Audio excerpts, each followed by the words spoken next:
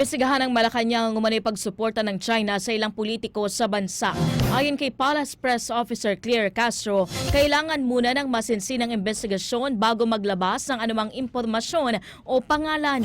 Matatanda ang sinabi ni Defense Secretary Gilbert Chodoro sa Kamara na may dahilan upang maniwalang may ilang politiko na posibleng sinusuportahan ng China bagamat wala pa itong konklusibong patunayan.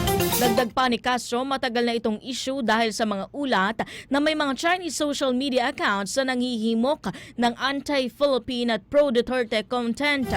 Samantala, binigyan din ng palasyo ang pagkakaisa sa mga halagang usapin, lalo na sa usapin ng West Philippine Sea.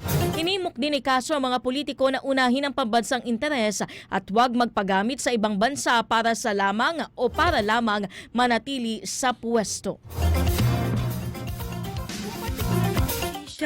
Ay kung meron man ay hindi naman agad-agad ito dapat na maisiwalat at kailangan pa ng masinsinang pagpapaimbestiga. Hindi po dapat na magpagamit sa ibang bansa para lang manatili sa pwesto.